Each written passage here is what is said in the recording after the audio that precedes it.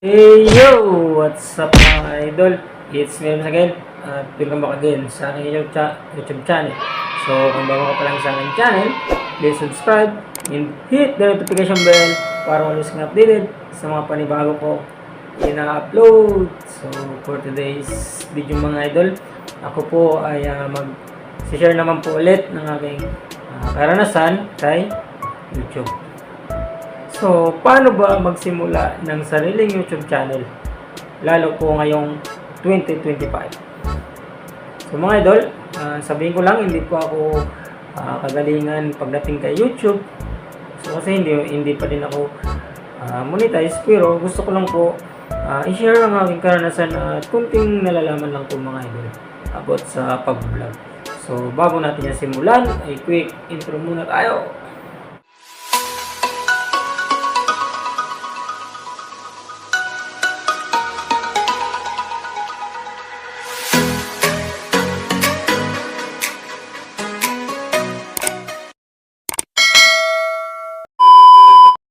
So yun mga idol, gusto ko lang sabihin na paulit-ulit kong sasabihin na hindi po ako galingan pag dating kay YouTube. So gusto ko lang i-share sa inyo ang aking karanasan at kahit kunting kalaman lang mga idol sa pag-vlog. So kasi nasa 1,000 subscriber na din ako at halos 4 years na din ako nag-vlog. Pero mga idol, hindi pa ako monetize kasi tumigil pa ako kasi may trabaho po ako nun. Pero ngayon, inaaraw-araw ko na po kasi may pangarap din po ako. Kaya tawag nito, inaaraw-araw ko ang pag-update kay YouTube. So, ganun po. So, syempre sa pagbablog mga idol, so paano ba magsimula ng sariling YouTube channel? Syempre mga idol, sa pagbablog, dapat may sarili kang gamit. So, kahit cellphone lang mga idol, pwede ka nang mag-vlog. So, kung yun pa lang ang afford natin, so, kahit cellphone lang muna mga idol, pwede tayong mag-vlog. So, kung may gamit ka ng mga idol, ang una mong gagawin ay gumawa ng Gmail account at pumunta sa YouTube at mag-create ng channel. So, yun po. So, kung may Gmail account ka na lang mga idol, so, pumunta ka na lang kay YouTube at mag-create ka ng channel. So, kung wala naman, kung hindi mo pa alam, research mo lang kay YouTube kung paano gumawa niyan. Then, sa pag-create din ng channel, ganun din po, mag-research ka lang kay YouTube. So, nandyan po kay YouTube lahat, i-research mo lang po ng research. So, yun po ang una, gumawa ng Gmail account at pumunta sa YouTube at mag-create ng channel. So, ganun po. So, pangalawa, alamin ang requirements at patakaran ng YouTube. So, mga idol, dati, ang requirements ng YouTube, ang YPP requirements ng YouTube ay 1,000 subscriber at 4,000 watch hour. So mga idol, ang nahit ko pala ngayon ay 1,000 subscriber. Ang 4,000 watch hour po yung hinahabol ko sa ngayon. Pero ngayon mga idol ay nag-update na si YouTube. So bumaba ang kanyang requirements, YPP requirements. Ang requirements ngayon ay 500 subscriber tapos 3,000 watch hour. Sa long form videos yan mga idol. Tsaka sa short videos ay 3 million views. So yun po ang requirements ngayon ni YouTube. So yun po mga idol, alam niyo na ang requirements ng YouTube. Siyempre, sa patakaran naman tayo ni YouTube. So anong patakaran ng YouTube? So mga idol, pumapasok dyan ang copyright. So hindi ka ma-monetize ni YouTube, hindi ka makakapag-apply for monetization kung meron kang mga copyright. So ano ba yung copyright mga idol? Ang copyright idol ay yung halimbawa gumamit ka ng ibang video, hindi sa'yo yung video na yan. Tapos wala kang credit sa owner ng video na yan, kaya na-copyright ka. Then gumamit ka ng mga no copyright na mga copyright na music, hindi kay YouTube. So dapat ang mga background music mo ay galing din kay YouTube para hindi ka ma-copyright. So sa pagkuha ng mga background music, i-research mo din kay YouTube. So yun mga idol, dapat ang research nyo ay mga no copyright na background music. So yun po ang patakaran ni YouTube about kay copyright. So yun mga idol. Alamin ang requirements at patakaran ni YouTube, yun po ang pangalawa. Pangatlo, gumawa ng content. So yun mga idol. Dapat sa paggawa ng content, ang isipin nyo yung makakatulong kayo at makakapag-share kayo ng kaalaman. Yun po ay tinatawag na informative videos.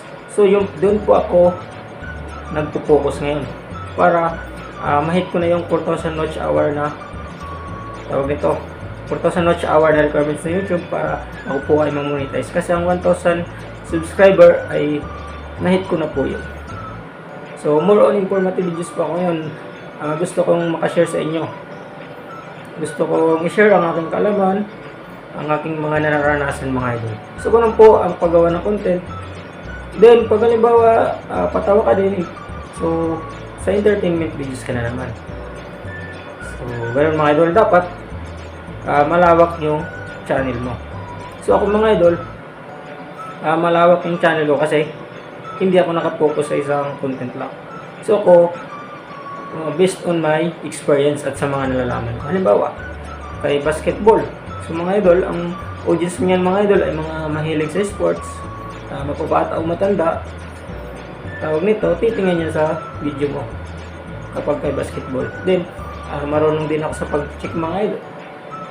So, tawag nito, ang tumitingin din yan ay halos mga nagtatrabaho o magtatrabaho. Tapos, yung sorry mga idol at namamalat yung laway ko. Oh no! So, halimbawa naman po mga idol, sa nag-a-apply ng trabaho, gustong kumuha ng requirements. So, halimbawa, pagkuha ng sidula, yun po ay isa din content ko din. So, naghahatid po ako ng informasyon. Depende po sa nararanasan ko. Then, sa skills ko naman, yung pag sa electrical, tsaka yung pag-install ng mga signal, pag-troubleshooting. So, malawak po ang channel ko. Kaya, marami akong nagagawang content. At nakakatulong ako sa inyong mga idol. So, kung naligaw ka dito sa aking vlog, maraming salamat. Pa-subscribe na din po mga idol. Informative at entertainment po tayo. So, salamat yan. So, pangapat mga idol ay tamang pag-upload. So, pumapasok dyan mga idol si title, description, tsaka si thumbnail. So, sa paggagawa ng title mga idol, dapat angkop po yan sa ginawa mong video. So, yun po para panoorin ka ni audience, para marami kang viewers. Sa description naman po mga idol, so linalagay ko lang sa description ay tawag nito, sinasabi ko lang doon na share ko lang mga idol, sana makatulong sa inyo. Then sa baba niyan mga idol ay may mga hashtag yan. So halimbawa pang troubleshooting ako sa signal, ang nilalagay ko doon hashtag ay hashtag troubleshooting, hashtag signal. So yun lang po ang paglalagay kay description. So after that, syempre lalagay ka din ng thumbnail. So ano nga ba ang thumbnail?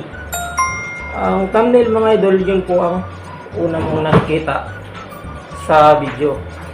Kaya napaklik ka sa aking vlog. Kaya nakakit ka na tingnan ng aking vlog. Kaya naligaw ka po dito. So yun po mga idol ang tinatawag na thumbnail. Dapat sa thumbnail mo yung kakit-akit mga idol. So yun po ang tamang pag-upload kay YouTube kung nagsisimula ka pa lang, para makagain ka po ng maraming viewers at maraming audience. So sabi ko nga po, hindi lang sa isa lang ikaw nakapokus, kundi dapat malawak din ang channel mo, malawak ang alam mo. So yun po ang tamang pag-upload, title, description, saka thumbnail. So yun po ang pang-upload. So pang-lima, dapat may tiwala ka sa iyong sarili mga idol. So kasi ako mga idol dati nahihiya pa ako sa camera kasi hindi pa ako magaling sa public speaking. So hanggang ngayon, may kunting ka pa mga idol sa pagsasalita ko, pero nai-improve ko na po yan sa araw-araw ko na ginagawa, sa araw-araw ko na pagbablog. So yun po mga idol. So ngayon, medyo malat na kasi hindi po ako sanay na tawag nito. Hindi po ako sanay sa panghabaang video, kaya ngayon ay sinasanay ko yung sarili ko. Lalo at matagal na ako dito mga idol. Tiwala lang po talaga sa sarili para hindi tayo magtalutal sa pagbablog. Tiwala lang po sa ating sarili. So ngayon, pan-ani mga idol, ang last natin ay consistency. So kung nasimulan mo na mga idol, ay huwag kang titigil. Tuloy-tuloy mo na yan. Kasi ako mga idol, nagsisi kasi ako kasi wag nito, natigil ako dahil nagtrabaho ko. Pero mga idol, sabihin ko sa inyo, nakatulog po pagtrabaho ko dati. Lalo sa enterprises, sa Shimmer Enterprises kasi nakakontent ko na po ngayon. So mga idol, may purpose po talaga na tumigil ako. Pero dapat mga idol, consistent ka po talaga sa pag-upload. Kahit sa isang linggo, mga 2-3, basta mayroon kang i-upload mga idol. So, ganun po. Dapat, consistent ka. Yun lang po ang ulit-ulit ko. Kaya nakagain pa ako ng audience. Tumigil ako, tapos pagtingin ko sa aking YouTube studio, ay lumalago talaga. Lumalago talaga yung aking channel. So, encourage naman ako na ipatuloy hanggang ngayon. So, kaya, dumadami yung subscriber ko. So, nasa 1,170 plus na yung subscriber ko mga idol. So, yun mga idol. Ang una ay gumawa ng Gmail account at pumunta sa YouTube at mag-create ng channel. So, pangalawa, alamin ang requirements at patakaran ni YouTube. So, pangatlo, gumawa ng content, informative or entertainment. So, yun po mga idol. Pangapat, tamang pag-upload, title, description, sa thumbnail. So, yun po ang mahalaga. Panglima ay tiwala sa sarili. So, kung mga idol, nagtitiwala sa sarili ko, ayaw ko na tawag nito. Gusto ko nang umalis sa pagiging mahihain ko. So, yun po, pagiging introvert ko mga idol. So, pangalim, consistency. Yun po. Mga idol, dagdag ko po pala ang pag-i-edit po, basic editing skills. Dapat po ay marunong tayo mag-edit. So kung hindi pa natin kabisado sa pag-edit, hindi pa natin alam, ay mag-research din tayo kay YouTube. Nasa kay YouTube din po lahat. So ganun po, dapat marunong din tayong mag-edit. So kailangan po yan sa pagsisimula ng YouTube channel. Yun po. So kung may tanong kayong mga idol, ay pag-comment nila sa baba at alam po sasagutin niya. So sana nakashare naman po ako kahit kunting information lang at kaalaman mga idol sa pag-vlog. So hanggang dito na lang mga idol. Maraming salamat sa panonood. At kung bago ka pa lang sa aking channel, please subscribe and hit the notification bell para always na updated sa mga panibago kong ina-upload. So maraming salamat mga idol. God bless.